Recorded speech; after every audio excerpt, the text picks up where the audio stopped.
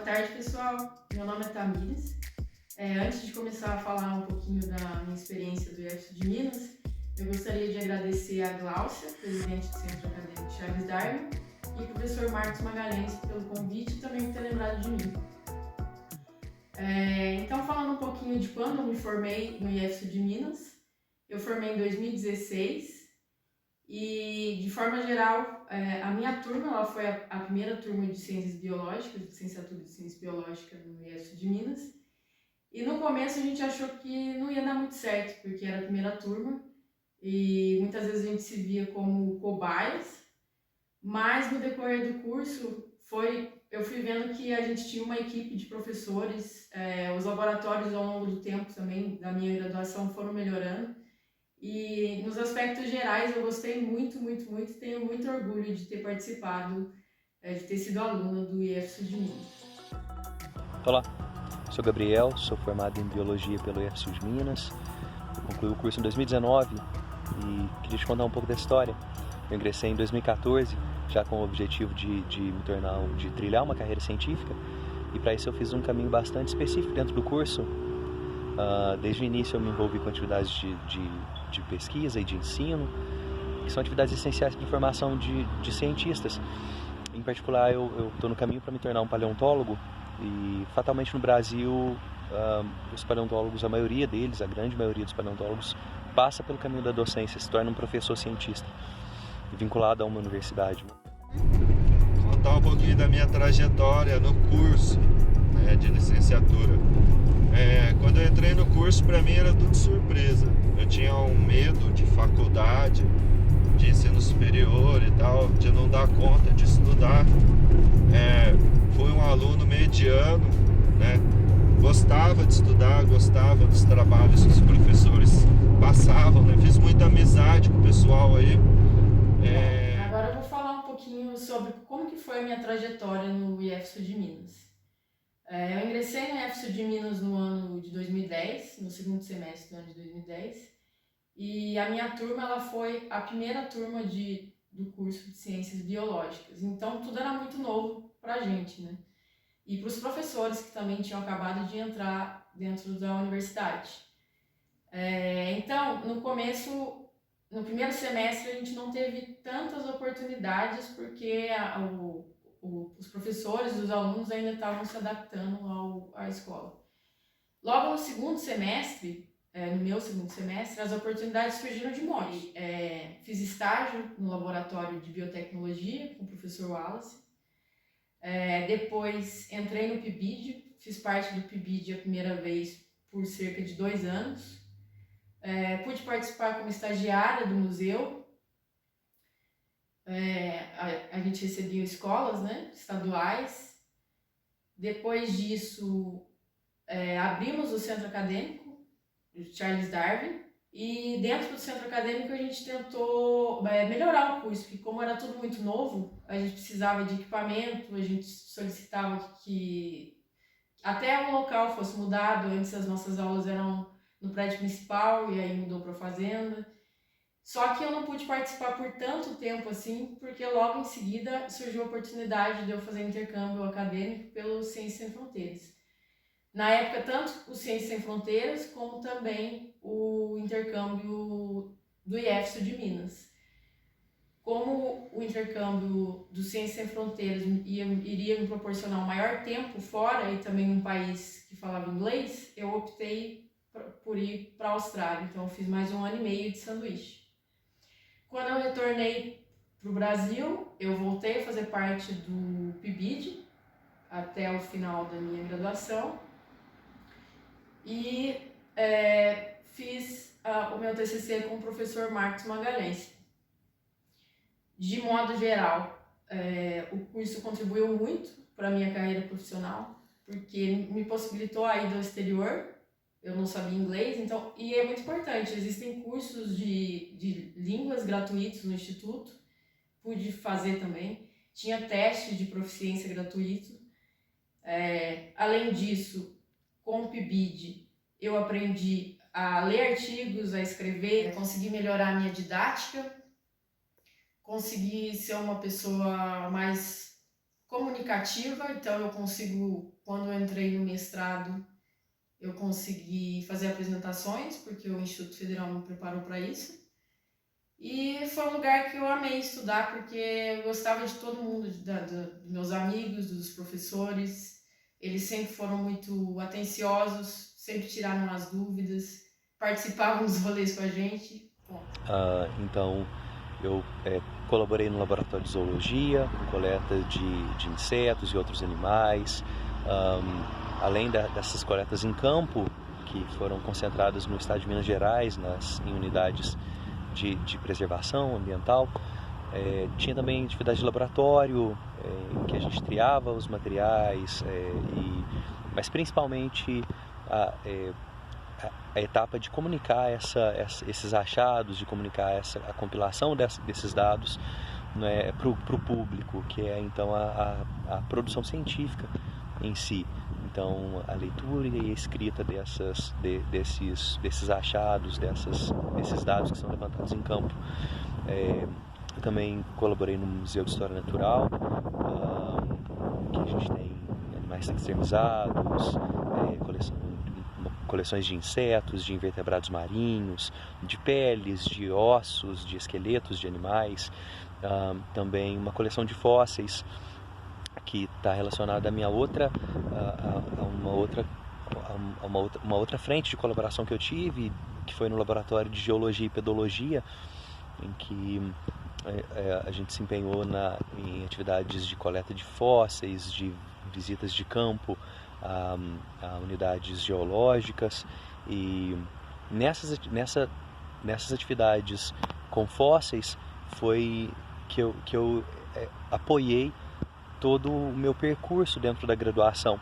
Então, quase todas as ações, ou quase todos os trabalhos que eu tive a oportunidade de trazer para esse campo, eu busquei fazer assim para então dar suporte para a minha formação como futuro paleontólogo. Então, a gente esteve em campo, coletou alguns fósseis, uma boa quantidade de fósseis, começou uma coleção de fósseis para o Museu de História Natural. Teve também essa etapa de laboratório, de preparação, de triagem desse material, de curadoria desse material, mas principalmente a maior parte do tempo, né, dedicada à leitura e à escrita, à produção científica. Foi onde eu fiz meu TCC também, que é uma etapa indispensável para a conclusão do curso, né? Então eu procurei trazer tudo isso para esse campo de interesse da minha formação. Fui bolsista do PIBID, então eu fiquei 3 anos como bolsista do PIBID.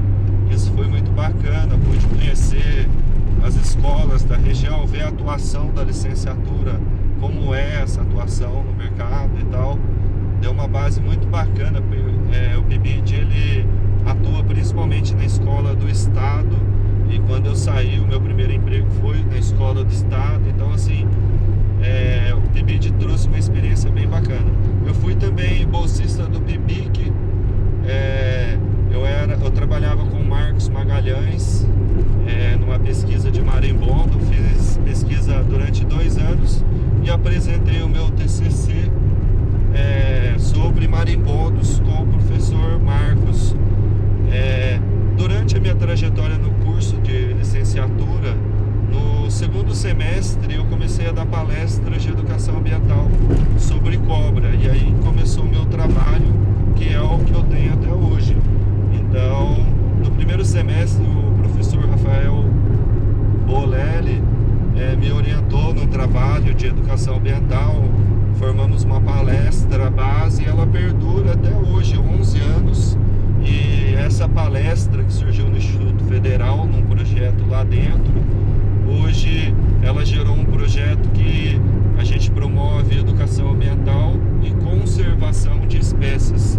Então, de tanto falar para as pessoas não matarem as cobras, as pessoas começaram a resgatar as cobras, e a gente, no começo do projeto, soltava elas na natureza, só que começou a aumentar muito o número dessas cobras que começou a aparecer no projeto, e a gente vinculou o Instituto Butantan para fazer a entrega desses animais. O Instituto Federal é um lugar que abriu muita porta para mim na formação profissional, né?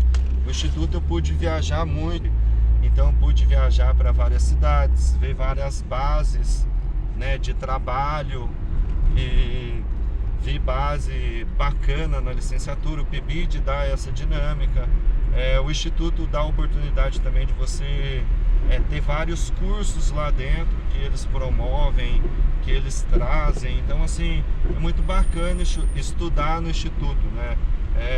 Às vezes a gente entra na faculdade e tem aquela impressão que a faculdade é aquela coisa, eles trazem curso, toda semana palestra e tal, mas depois que a gente sai da faculdade que a gente vê a diferença que faz toda essa base, né, teórica que a gente recebe na faculdade, porque daí você está no mercado de trabalho, você consegue usar essa base teórica da faculdade.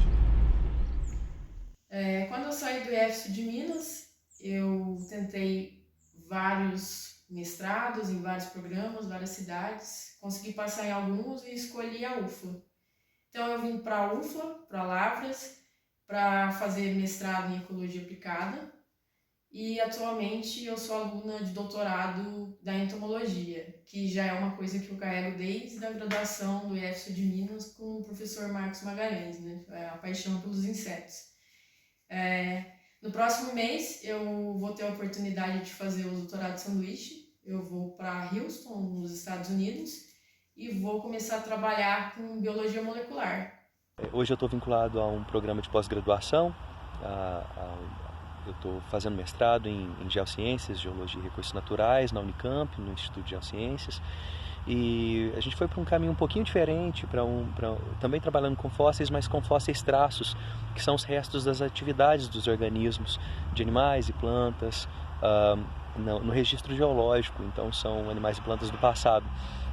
Em particular, a gente encontrou em uma bacia sedimentar do Cretáceo brasileiro, a gente encontrou uma toca, estudou a arquitetura dessa toca, a sedimentologia desse afloramento para entender a natureza do material, estudou o registro fóssil relacionado e principalmente a gente olhou para a biologia comparativa e a gente chegou à conclusão de que é uma toca de tartaruga do Cretáceo brasileiro, e já tem então um artigo prestes a ser publicado, a gente já está concluindo ele, eu estou quase concluindo o mestrado, e existe uma perspectiva aí para um doutorado daqui a pouco, ainda nada definido, mas existe uma perspectiva, que são etapas essenciais também para a formação de um cientista. Quando eu formei no ano de 2014, a minha primeira experiência profissional foi como professor.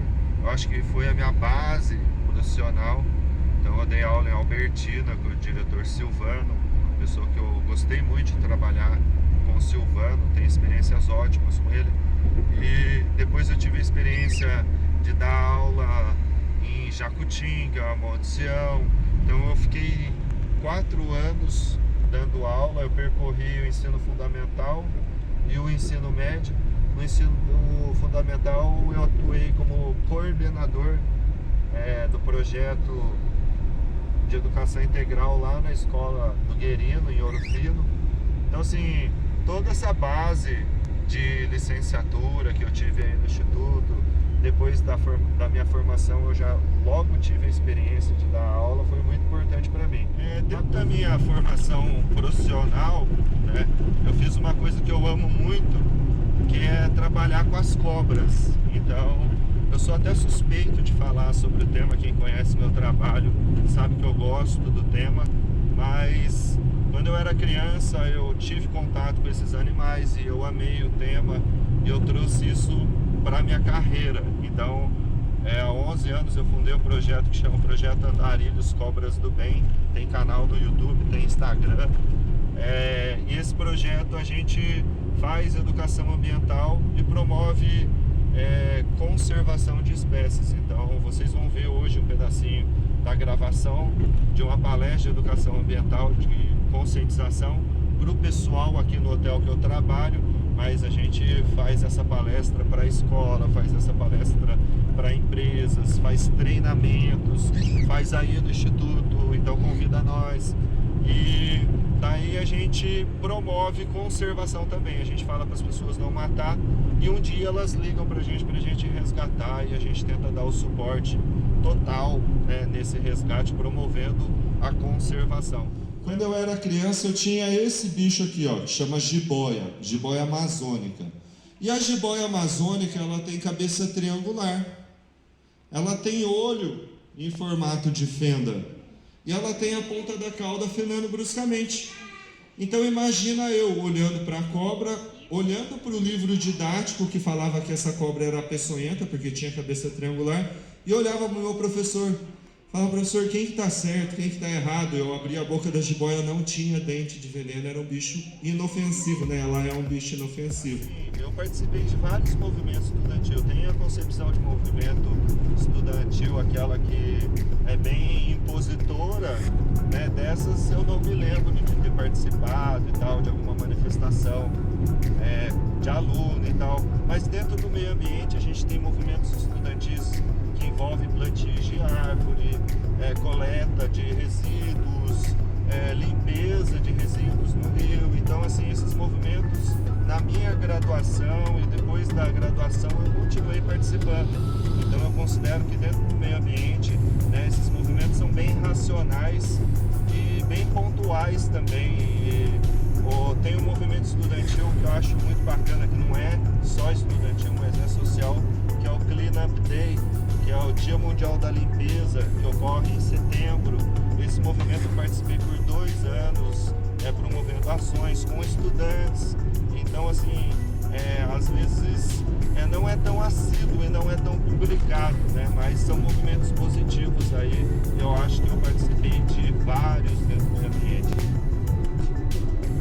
Você vai esbarrar no inglês e é importante que ele não seja uma pedra no seu sapato quando acontecer. Então, tão cedo quanto você puder, se envolva com o inglês.